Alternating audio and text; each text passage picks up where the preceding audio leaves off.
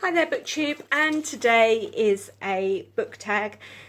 This is the no disclaimer book tag, and I actually saw this I think on Mels Bookland Adventures and thought, hey, you know, I haven't done a lot of tags in a while, I'll do another tag. So this is the no disclaimer book tag. The first question is, which tropes in books annoy you the most? Well, insta-love. Who doesn't? Nobody falls instantly in love with someone. It's a process. It takes time. I know authors don't always have large books for it to take place in, but that is one of my pet peeves. If you haven't got enough time in your book to develop the character's love interest, please don't. Just don't. I find it really, really annoying when it's insta-love. And also, my other real big pet peeve, the love triangle. Really? Are we still doing love triangles in this day and age? You know, I mean, I kind of am so over it, really. I think Twilight and that trilogy killed it off for me. And also, another YA book that killed it off for me is the Hunger Games trilogy. But again, I'm going to mention that a bit later on.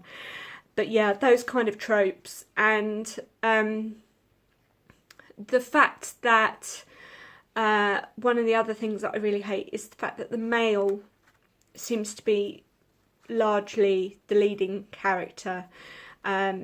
I'm definitely searching out now books with a strong female character in them, and it's lovely to see that starting to increase in the book community. So yeah, definitely nice to see that women aren't always needed to be rescued. They can rescue themselves. So those are some of the tropes that I don't appreciate very much in writing. Question 2.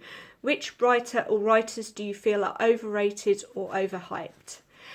I don't think that that is something that can actually be answered, because it's subjective. Very much dependent on the types of books you like to read and the type of person that you are. You know, something that I may like, Simon at Savage Reads may not like. This is just an example, and vice versa. And I don't necessarily feel that any book can be overhyped. I think if it's a good book, you will hear about it, and you will hear about it a lot. Ratings is a subjective thing. As I say, it's dependent on the reader. Some people may pick up a book and love it, and there is an example which I will state a bit later on.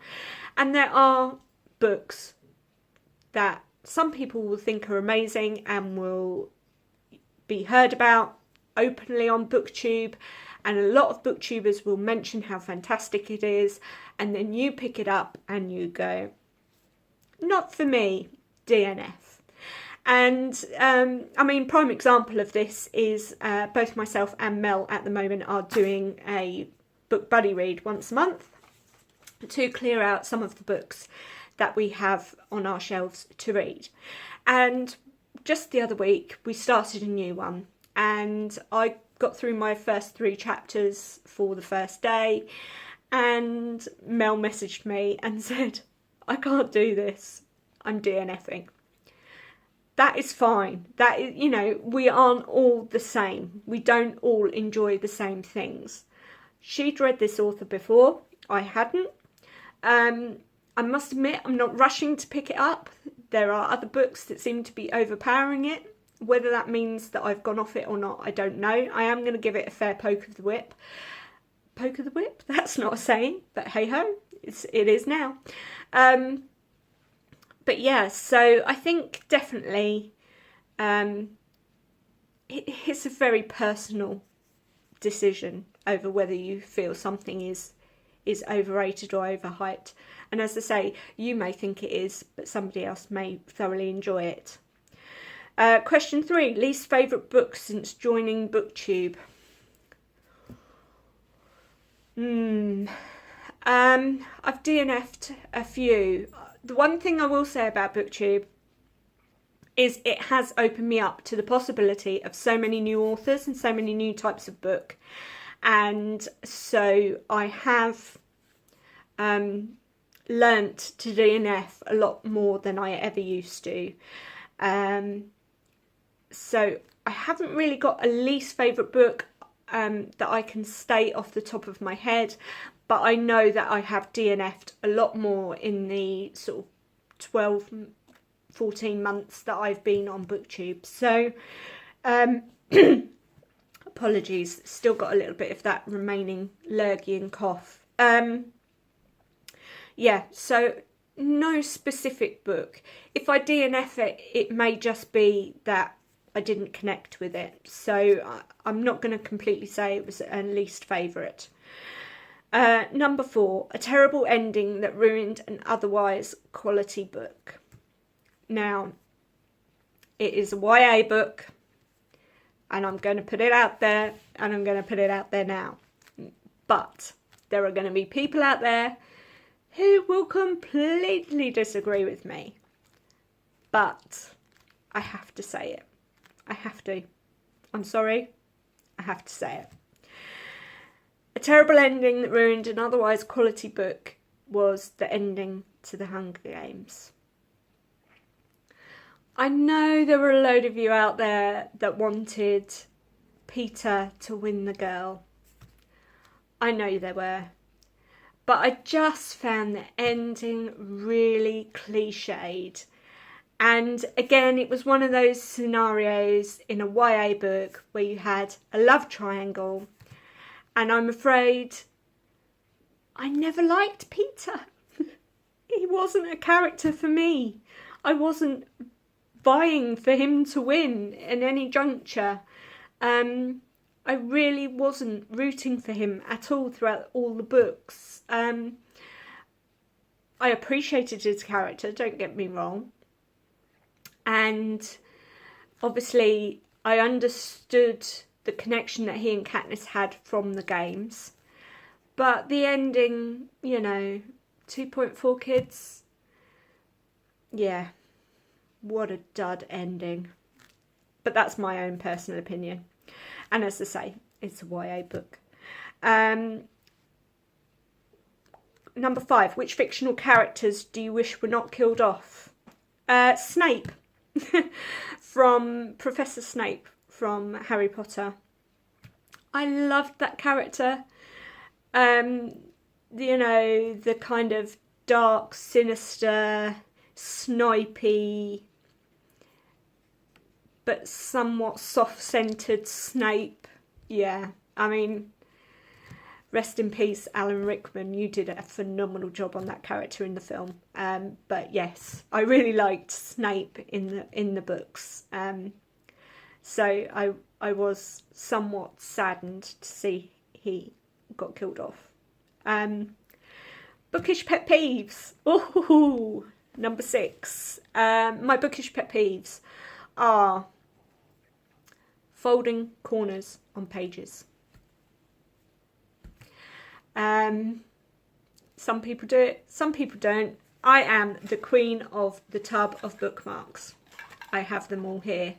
And, you know, use a bookmark. It takes 2 seconds.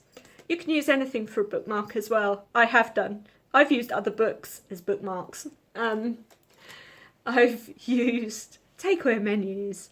Anything to stop folding the cover.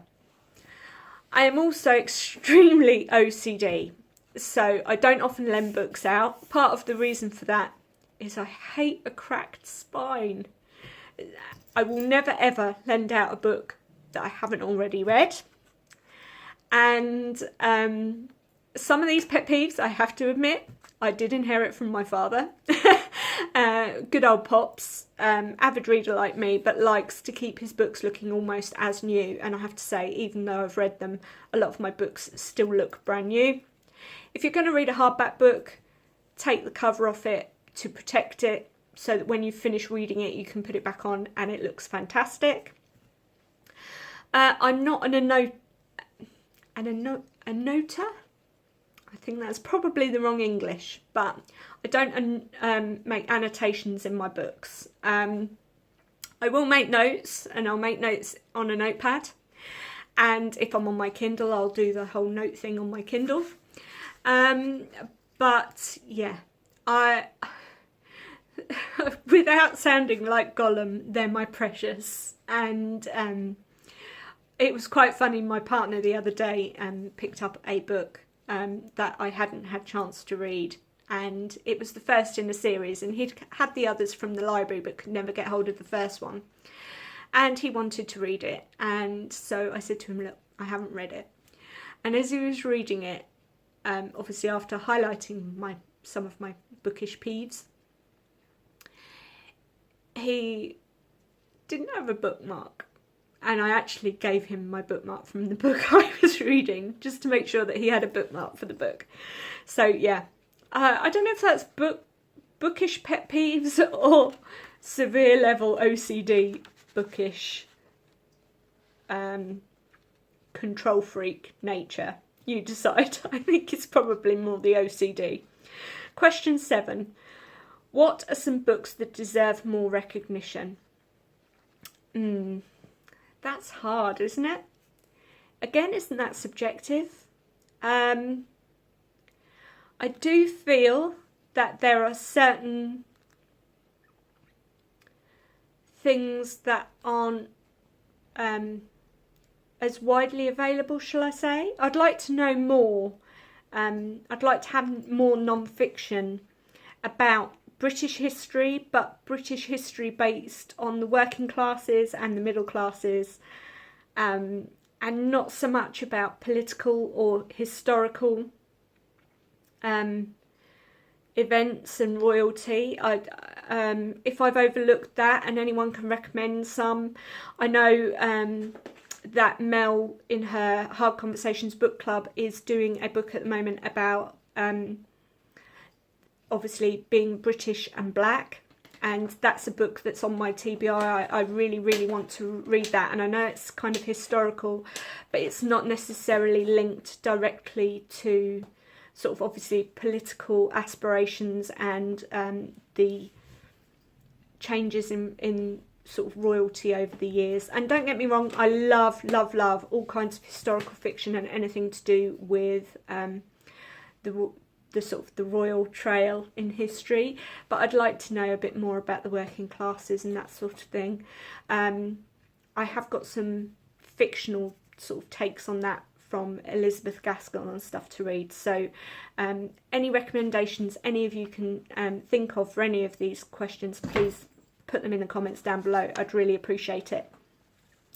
I would like to try and build up a little tub of recommendations. Unfortunately, I haven't received any yet, so please recommend books, and I would love to draw on those, and once a month I would like to select a subscriber recommendation and do a video on that. So please, please, please put a comment down below with a recommendation. Question 8. What are your thoughts on censorship and banning books? Well, I don't agree in it. Basically, I don't believe that any subject matter can be that bad that it requires censorship. I think we are now a society... Sorry about that, just had to chase the ginger cat away from destroying the kitchen table. Yes, I don't believe that there is a subject matter in this day and age that cannot be approached or handled in a manner that is acceptable to most people. We are a free society, most of us have free speech, and for those countries that don't, I hope that those books are still accessible via the black market. And that might sound really horrible, mightn't it? But I think it's everybody's right to read and gain knowledge or enjoyment from books. The only book I would say that I might agree in banning is books by people who have done severe hate crimes or had political aspirations that basically affected a large group of people. One of those books being Mein Kampf. I mean, I would never ever read that, just based on my own principles of what happened during World War II. But obviously there are other people out there with political agendas equally as frightening and as harsh. And for me, those books should most definitely be banned. Anything that is going to aggravate extremism, I think, that could cause a certain element of people distress and extreme harm. I think are books that should be banned, but that's my opinion. Who do I tag? Number 9. Well, I'd like to tag Victoria from Eve's Alexandria. I'd also like to tag Woman vs. Books. I know I've tagged her in a previous tag, but I'd really love you guys to join in her channel and her thoughts and processes. Who else?